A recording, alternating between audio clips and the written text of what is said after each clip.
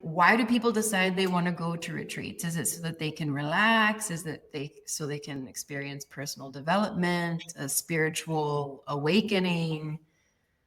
Like what was it for you? Is it like a little bit of all those things or something specific? Yeah, I think so. I think it's being with like-minded people, working on themselves, doing some inner work in a group setting, and it takes you out of the regular, let's say, 9 to 5 rat race, and then going out that happens in society, and brings you into a different kind of setting, with a different kind of relating with other human beings, more authentic relating, open sharing, heart-centered sharing.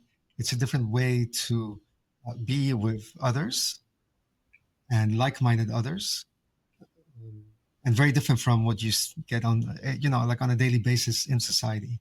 There's certain ways of being, certain masks you have to wear. You have to wear your persona. You have to wear your work face. You go out. There's a lot of alcohol involved. So retreats generally have none of that. There's no alcohol, and it's a different way of relating, and you're talking about different types of subjects. Yeah. I was recently talking to a friend of mine, Stephanie, who I also interviewed because she just led her first retreat. And we were talking about that, how people change, but in a very positive way, and they start interacting with each other in ways that they don't normally do. I find that very fascinating, and I love retreats for that reason, because and you and I actually met on a retreat experience.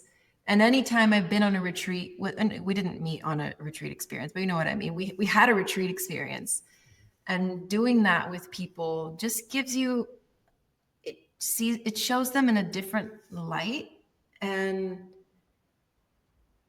I guess it's makes it kind of sad returning to reality and thinking about how you can make the retreat real life instead of needing that escape to connect with people in that way.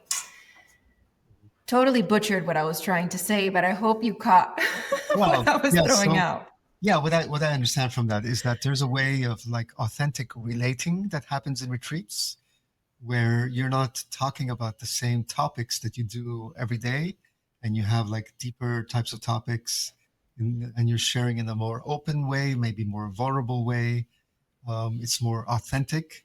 You don't have to wear all these different masks that you might wear in society or at work. And then once you experience that at a retreat, and you're in a safe container, then you wish that when you got back to society, when you got back to work, when you got back to your friends, you could keep on doing the same thing. And it's not always possible. So it tends to be these two different levels of experience, the retreat experience, and then coming back to sometimes a broken society in a way. And what do you think that is? Is it the fact that you don't have to go to work? Is it the fact that is it the noise level? Is it the activity level? Is there any one specific thing that you can pinpoint that makes a difference?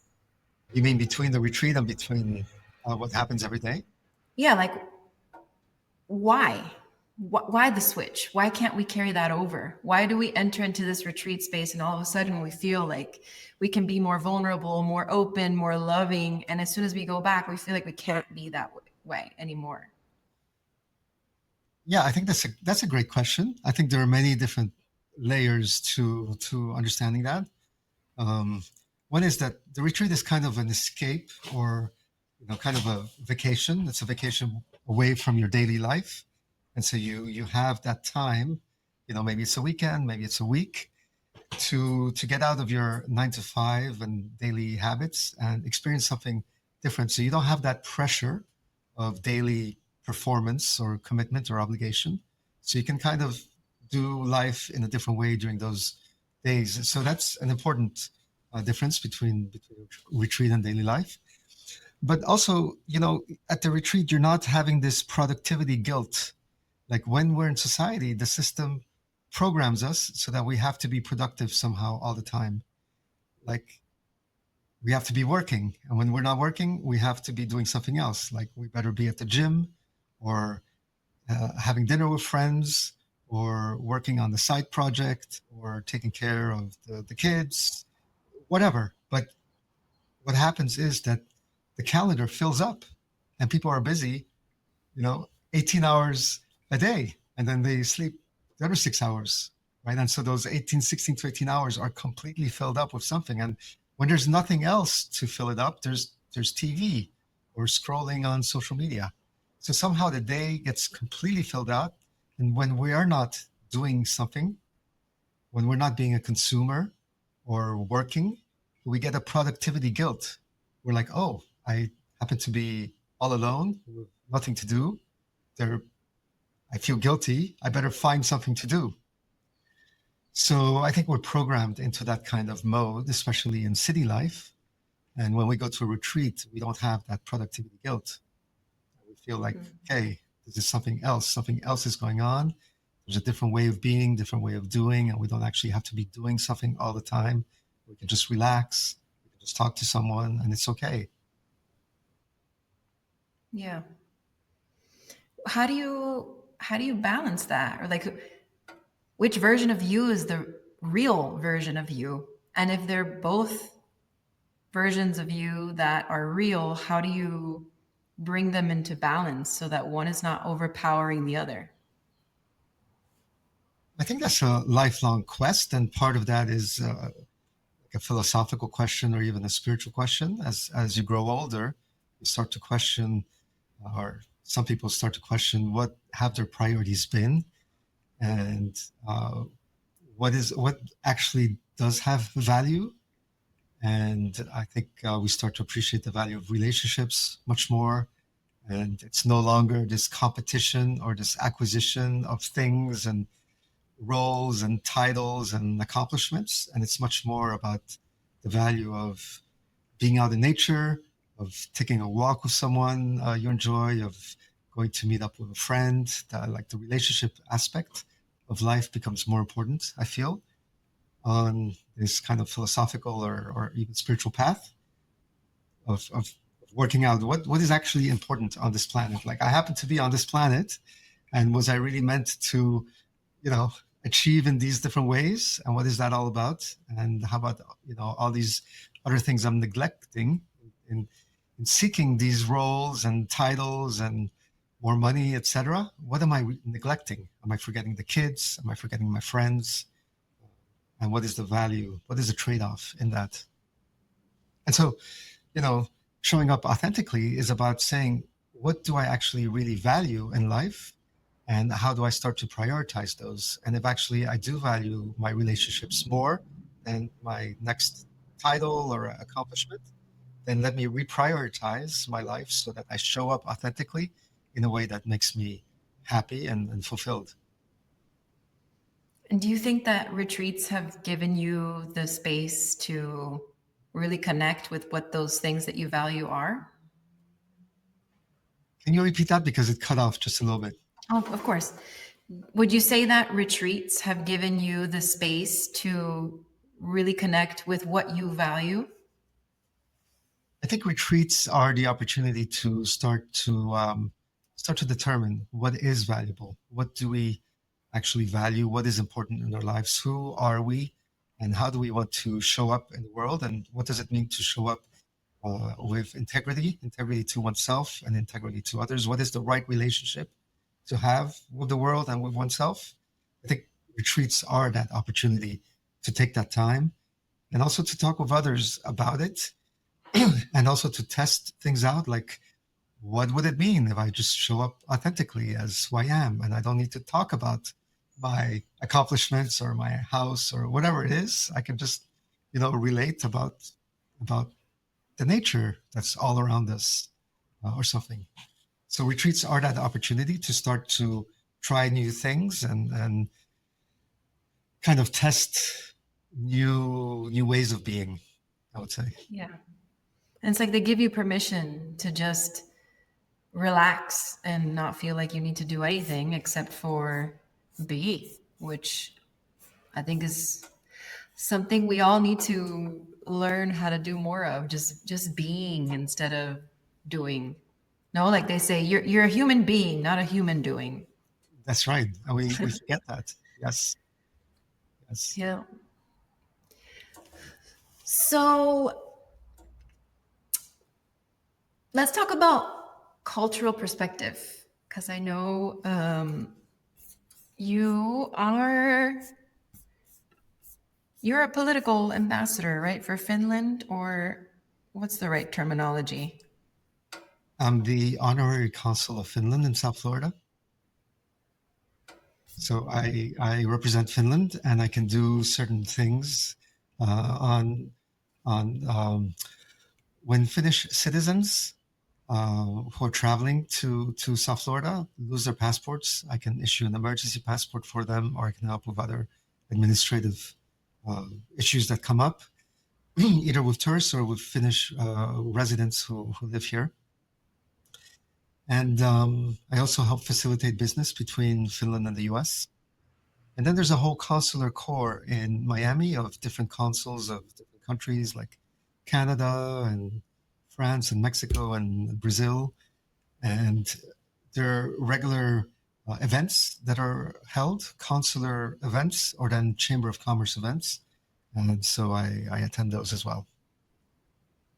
And you have Finnish heritage, yeah? Yes, my mother is from Finland, and I am Finnish myself. My father was from Brazil, so I'm half Finnish and half Brazilian. And is there something French? Were you born in France? Well, I was born in France, although that doesn't make me French. My father was a Brazilian diplomat, and happened to be born in Paris. Okay.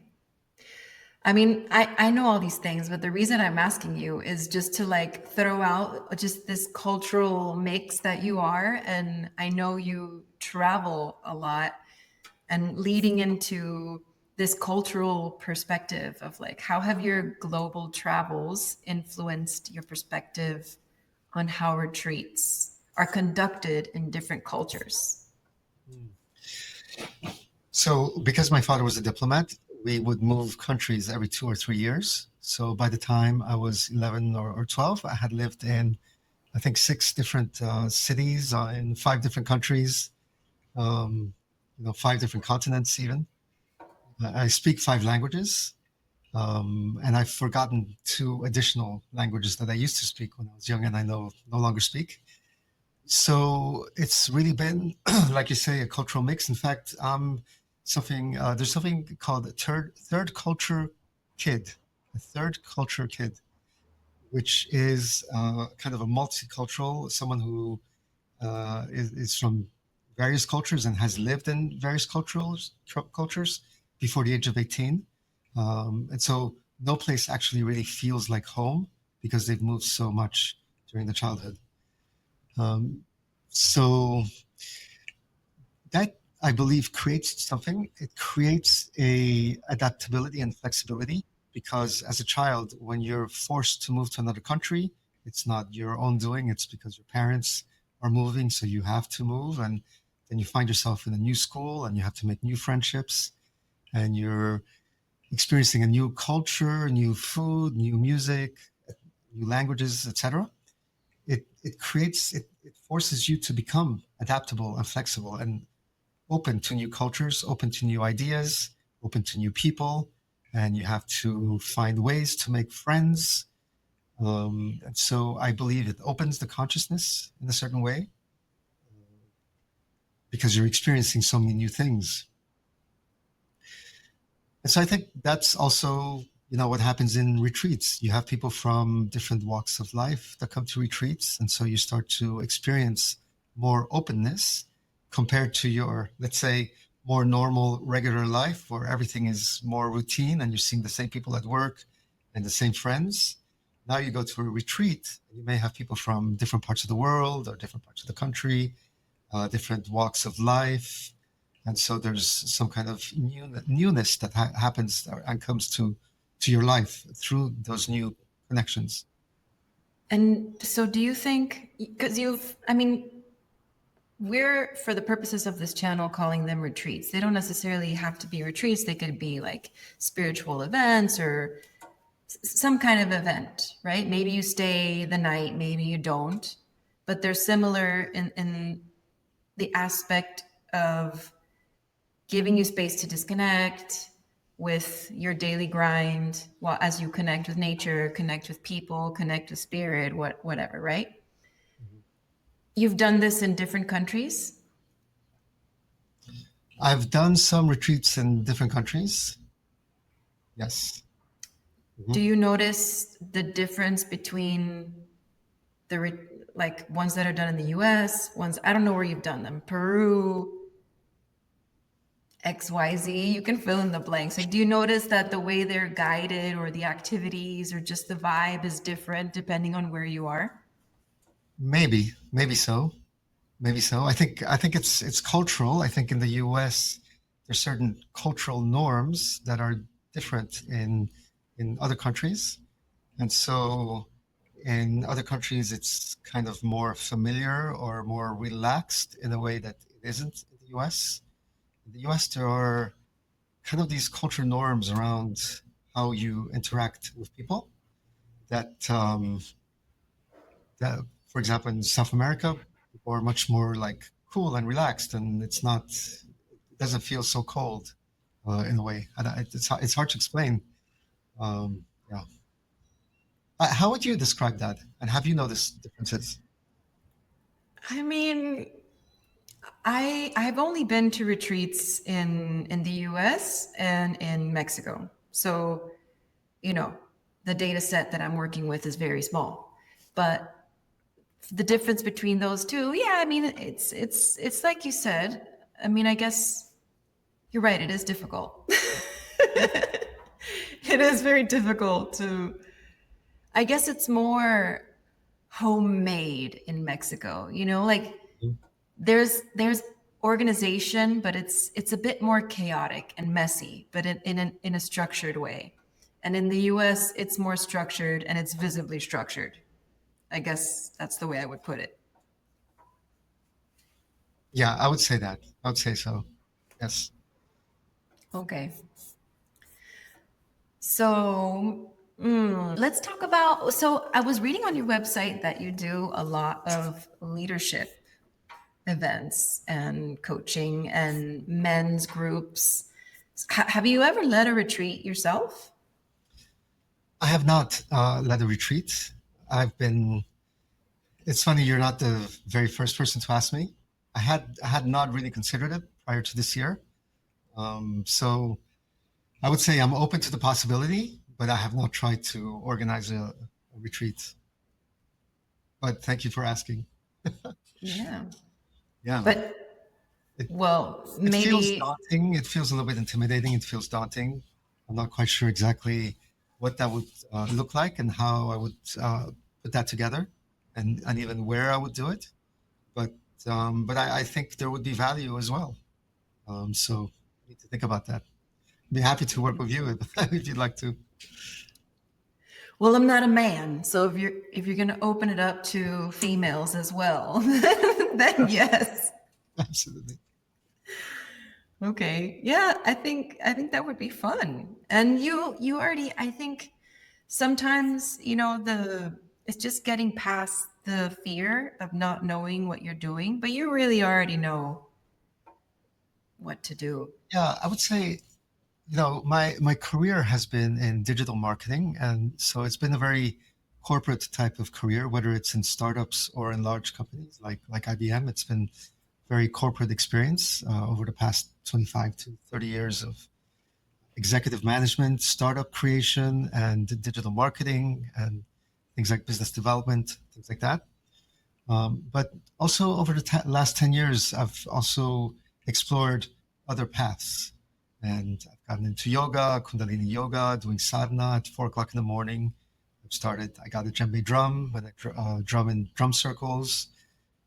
I do Lakota tradition ceremonies like Vision Quest and Sundance. I have done a lot of inner work with Jungian archetypes and dream analysis and internal family systems and parts work and inner child healing. So a lot of different types of modalities that take you out of the corporate mold and into more inner type of work. And in that, I've started running a men's group. And for the past year and a half, almost 2 years, we meet weekly on Zoom. And there's men from the US and from Europe. And we have a weekly hour-long meetup for the past almost 2 years. And I run some other groups as well. And so I've gone from creating 2 corporate associations. One was Refresh Miami, which was about startups. And that grew to 8,000 members over the course of a few years. And we had monthly meetups that were pretty large.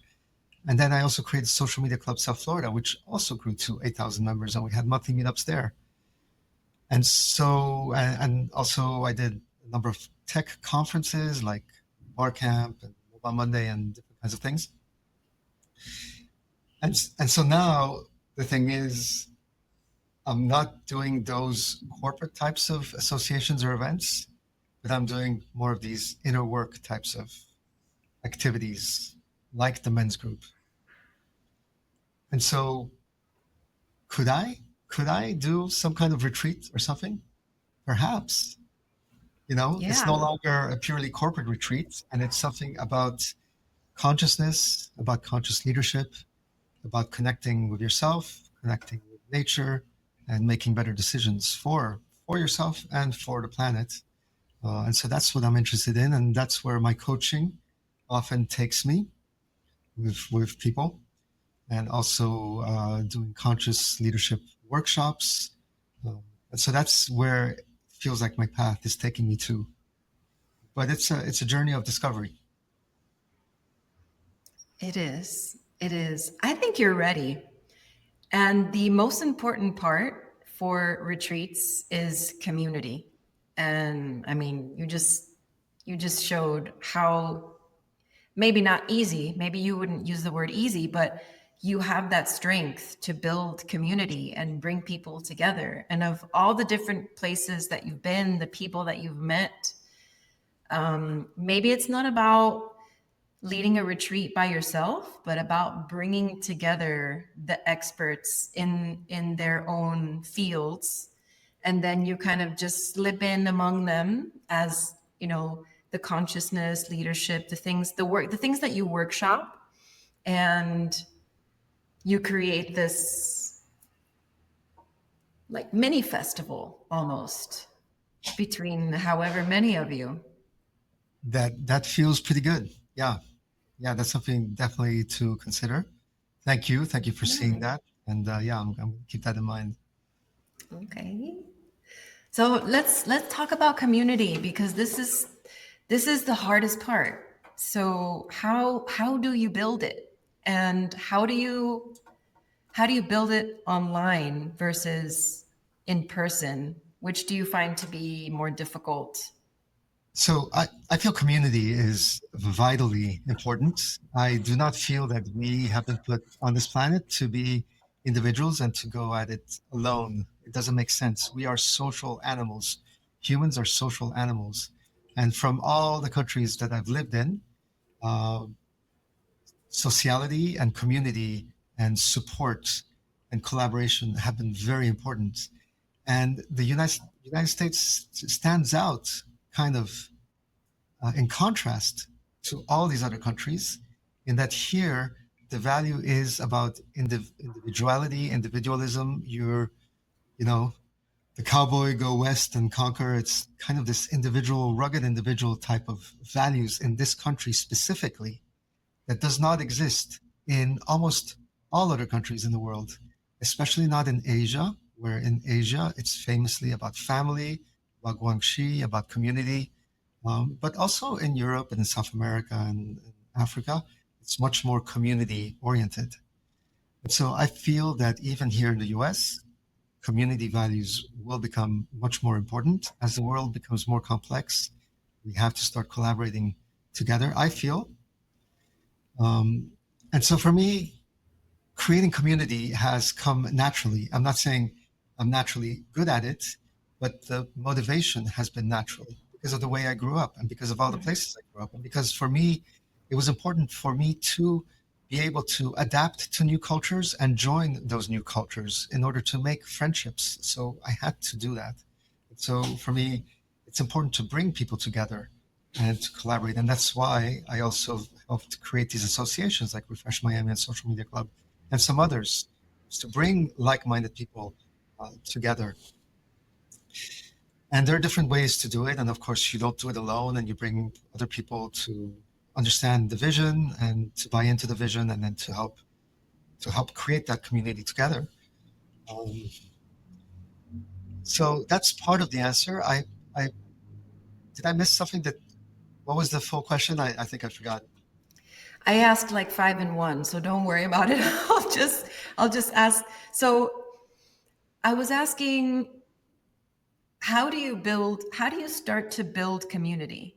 Let's start there. Like if you're someone who wants to start leading retreats, let's say, and I'm going to say do it online, because I'm right now in a very remote location where I don't have the luxury of going out and corralling up people in my physical space. I just don't have the ability to do it. So if I wanted to start building community online, like how would I even start? I think life is about showing up. So you have to show up. So it really is up to you to do that work, that inner alignment work of who are you, what's important to you, and what do you want to then bring to the world from the inside out. So your locus of control is inside, and then you validate your vision yourself, and then you start to bring that out into the world, and you bring it out by talking about it. You talk about it with your friends and the closest ones, and you validate your idea to see what works, what doesn't work. And then you start bringing it to the world, especially through social media or by finding some partners that then also help to bring it to the world. And you start talking about it on, for example, your podcast, which you're doing right now, but also your other social media. You start writing about it. You just bring it to the world, and you start to see what is resonating with people, what gains traction, what doesn't work. And then it's just trial and error. And then you start to understand who is understanding that vision, who is coming on board, who is helping spread the word, who's volunteering to help, who wants to join the team and do things. And that's how it starts. It kind of starts with you, and then you bring it out to the world. It sounds like with everything that you just mentioned, it requires tenacity and resilience and determination and not giving up, and this clear vision that you hold on to, especially as along the way it gets validated, right? It requires time, energy, effort. It's a journey, really. It's not something that you can just make it happen in a week or two, and boom, you have a community. Yeah, I mean, it starts with your consciousness first. Like it starts with your own alignment. Like you truly have to know what it is that you want to create, and you have to be aligned with it. You have to be emotionally aligned with it. So it cannot just be an intellectual left brain exercise. It has to be the whole mind, the whole body, the emotion, to understand what it is you want to bring to the world. And then you manifest that. I mean, this is your consciousness then starting to build the world that you want to see.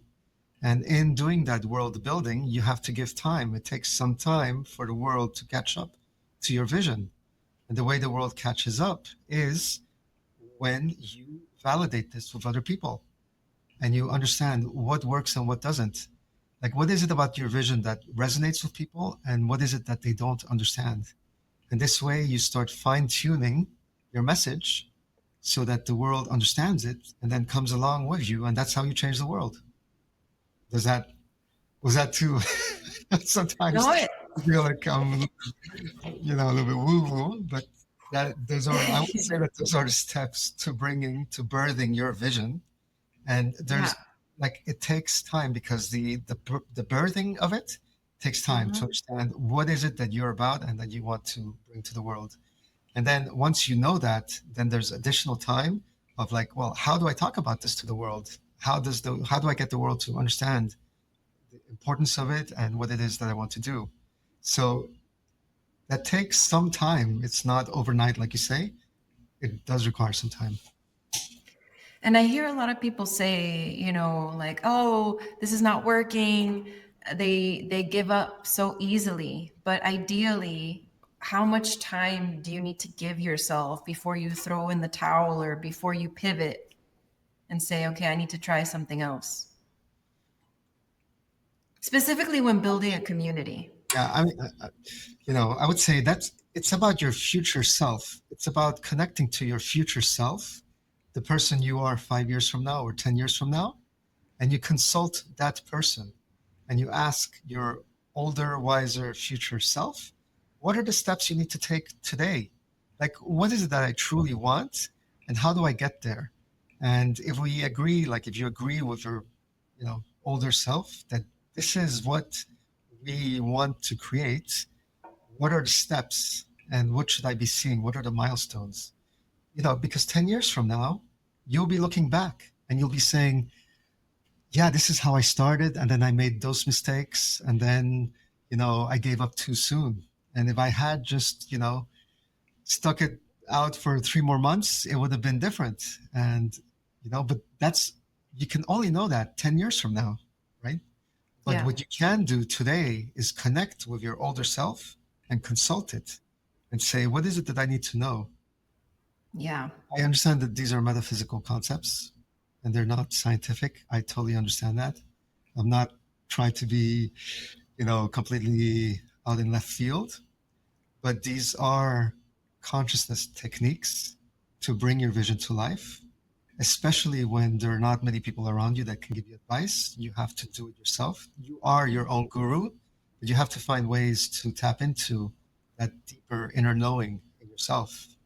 And so these are different types of techniques to do it.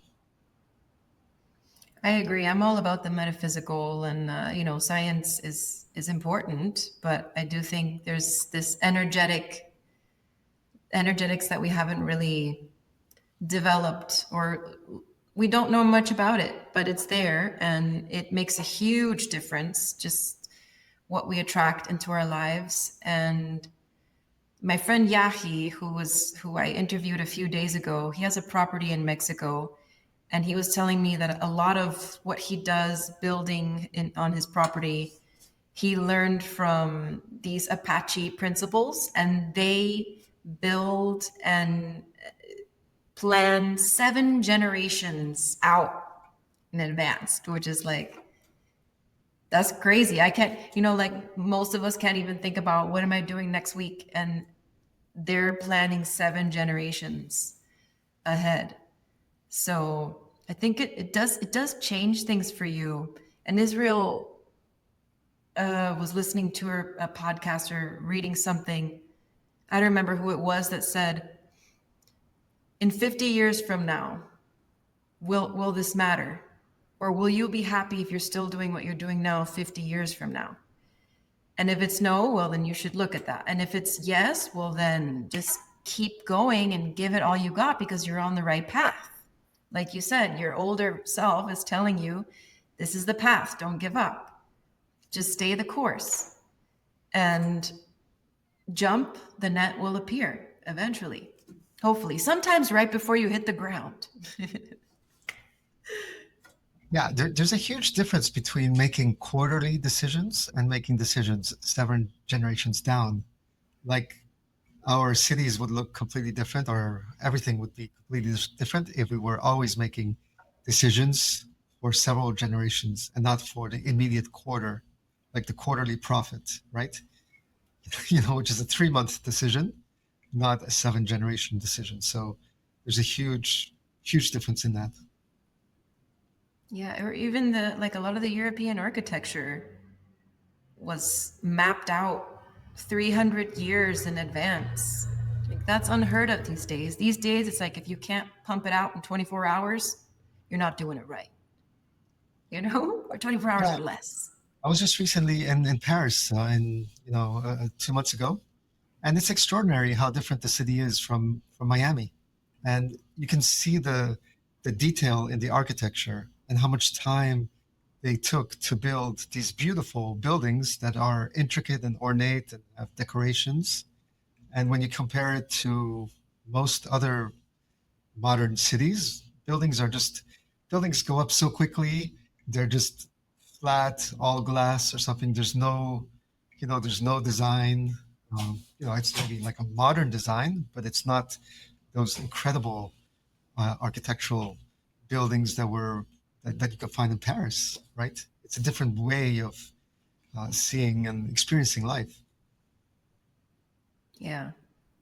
I mean, I know we're talking about retreats, and I want to talk about retreats, but also something that lately has been really circling around me like a shark, but in a good way, is this need to just slow down. Everything is moving so quickly. And that's what really draws me to retreats, because there is no technology. It's like you even have digital detoxes. And as AI improves, becomes more sentient, who knows when that's going to happen? In a few years, like maybe even sooner. And we're just trying to compete with it. I find myself often not being very kind or compassionate to myself because I'm not going as fast as the AI. I mean, I never will be able to go as fast as the AI. And so I find that this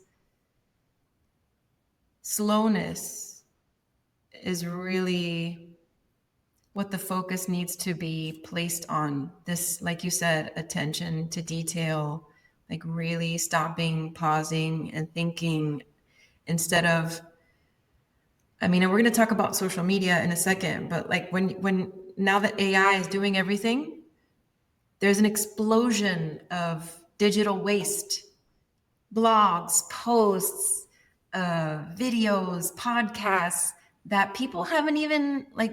You are a real person. I am a real person right here, but I have seen podcasts that are completely AI generated, the voice, the video, the theme, the script, and none of it is real. And so I don't know, we're moving into this almost amazing, exciting, but at the same time twilight zone of a reality where we're not able to tell the difference. And so I don't know, like what's the part about us as humans that makes us who we are? And how can we are getting super philosophical right now, but how can we empower ourselves to focus more on that instead of trying to compete with what we are not? Yeah, I would frame this also as the organic versus synthetic debate. Is our future synthetic with AI and transhumanism and robots and possibly robotic sentience, where you have androids that look and feel and are maybe have consciousness? Although I don't think it's possible for AI to have consciousness, but it can get pretty close, which fools us into thinking it has consciousness.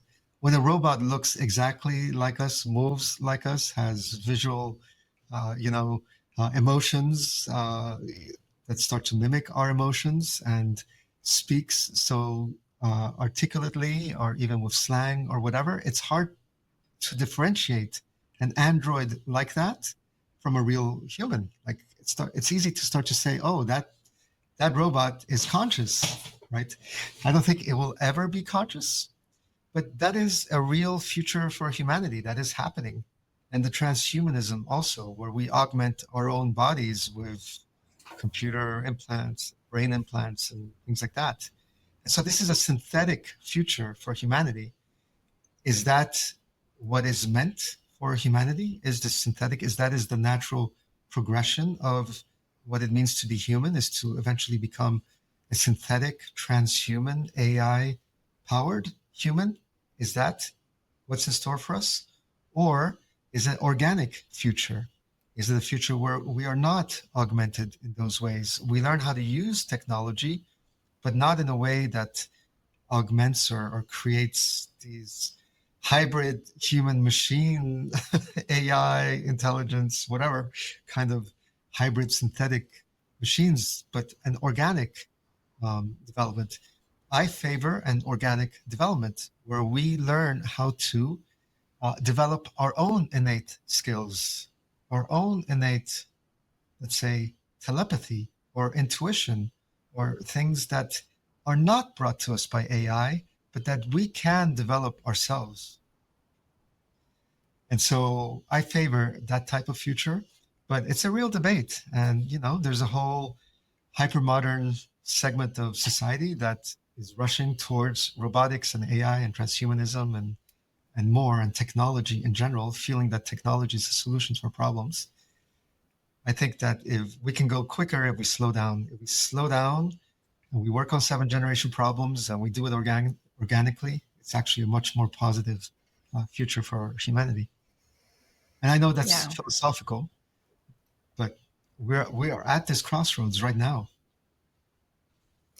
I mean, it may seem like this has nothing to do with retreats. I think it has everything to do with retreats, because for me, retreats have a purpose of helping us to connect that more, to connect with that more organic side of ourselves, because we don't even fully understand our own bodies and all the secrets that lie within it.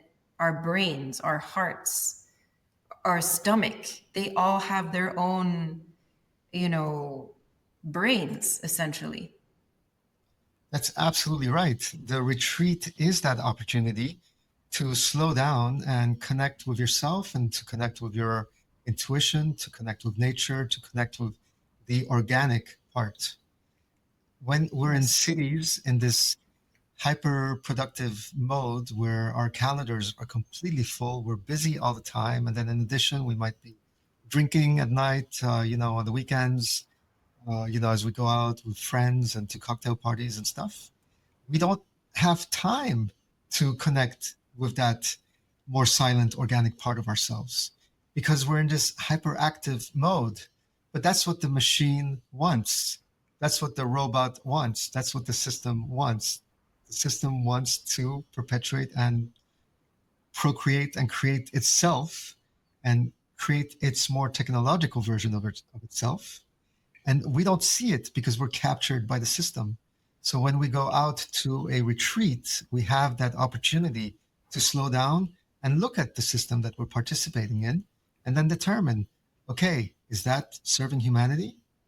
And how can I now show up in a way, in a conscious way, in a conscious leadership way that serves humanity better, that serves the planet better? Oh, I agree.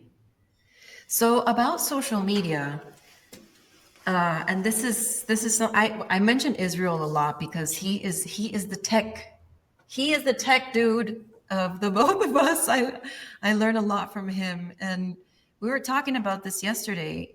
Like, pretty soon, social media is just going to be completely AI generated. So how do you even, like, what is the future of promoting retreats or promoting on social media if everything is just generated? Is anybody going to even go on there? And just to add a little bit more, there's a lot of wellness people, yoga teachers, Reiki healers, that they don't want anything to do with social media. Like, is it really that important to promote yourself? I think that if you are trying to make a living from retreats and yoga, or any, you know, in general, when people are wanting to make a living, they need to recruit people.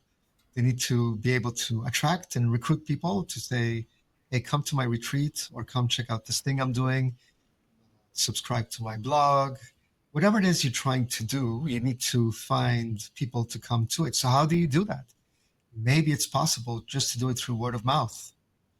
But for most, it's not enough, and they have to advertise somehow. Either you do it the old way with ads in the newspaper, in the local newspaper, or you do it in the new, more digital way, which is through social media, by building a social media following and then promoting the next retreat or the next thing that you're up to. I think there's no way around it. But I agree. There's now this AI generated text and images and videos, and so much, it's filling up so much of the content. And pretty soon it's going to be, more than half or maybe all of the content will be like that. It's going to be a very different world. I think the way you stand out is by remaining authentic and being truly you. I think there will be a demand for actual, truly human, authentic expression online. And so I don't know that AI can successfully compete with that. And here we're in the domain of Moloch, which is kind of the archetypal god of competition and destruction. Because as soon as one person starts to have success through some kind of technological advancement, for example, by doing videos with filters, and now you look better because you have filters, right? Then the next person feels pressure to do the same. And then pretty soon, all of the influencers are using filters because otherwise people will not look at their videos. And so that's Moloch. And so with AI, there's this tendency for Moloch. And so, but I still truly believe that when you are authentic, it will work better. Okay. How do you feel about that? I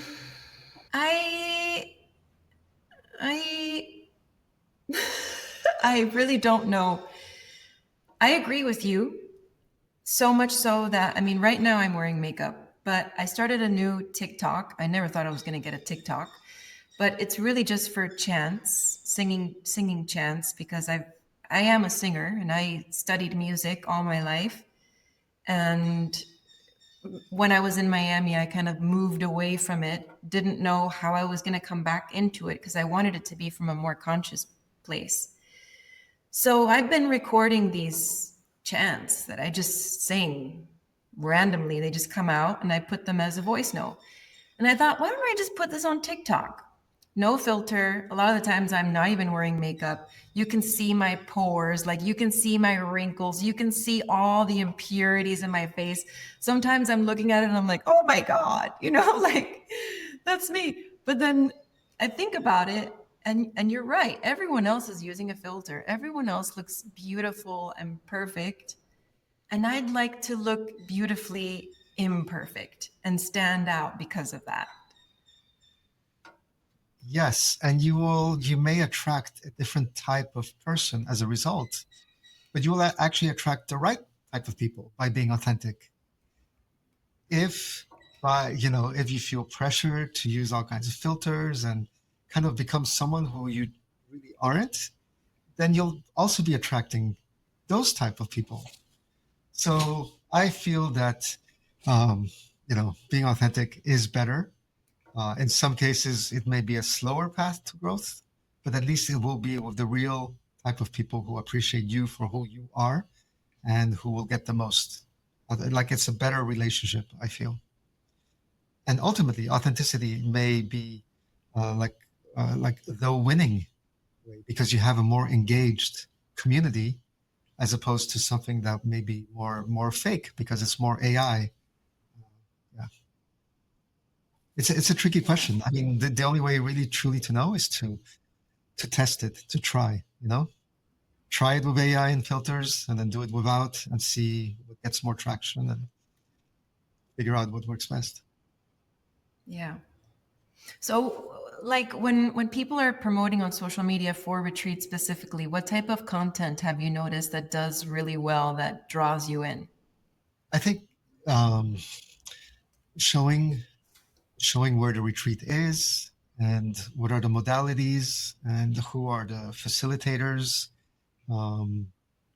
storytelling around that, testimonials.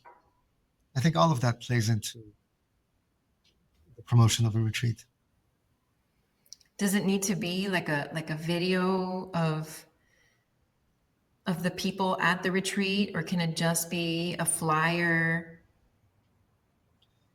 It depends on the medium and what you're trying to do. I think the flyer is a minimum because it's also the easiest to get out and to share. But then it should be augmented to the extent that's possible with videos, video storytelling. It could be just one person. It could be you talking about the retreat on video, or it could be, some B-roll with some spoken text or spoken word over that. Could be different ways. I think a mix of media is good to have. Okay. Wow. I was not expecting to go so deep into AI, I'll admit. I feel like it wiped me out a little bit. Maybe that should be a signal, right? Maybe Yeah. that should sign, that AI is an energy vampire.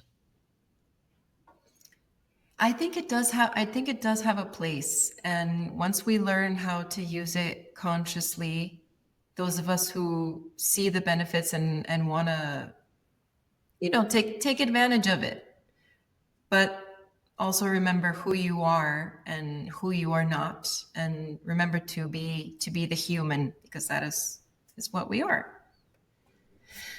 So yeah, is I was there I was just going to say quickly that I use AI, and AI is important, and I dialogue with AI, and it helps a lot.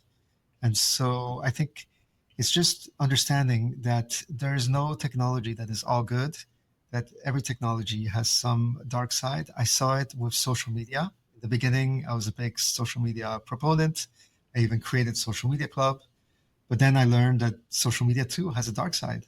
And so I no longer have any illusions about AI. I think that there is a lot of good that AI can do and will do, but that it also has a darker side, and we have to just be recognize it, acknowledge it, and be careful about that. Yeah, I agree. So is there any, as we wrap this up, is there anything else related to retreats or promoting them on social media that you would like to share, or any advice that you want to give to people who are leading retreats? The work of leading retreats is important. It's important for all the reasons that we spoke about. It's important for people to be able to take a break from their daily lives and really think about who they are and what they want. And retreats give you that opportunity, as well as the opportunity for heartfelt, authentic relating with other like-minded people. So it's important work. And I think we covered a lot about different aspects of the retreat. Okay, then I guess we're done. We can call it a day. Thank you for taking time to speak with me today, Alex. Thank you so much, Ariel. So, Crystal, so good to see you. Why did I just call you Ariel? So maybe you can cut that last part. It happens all the time. Thank you so much, Crystal.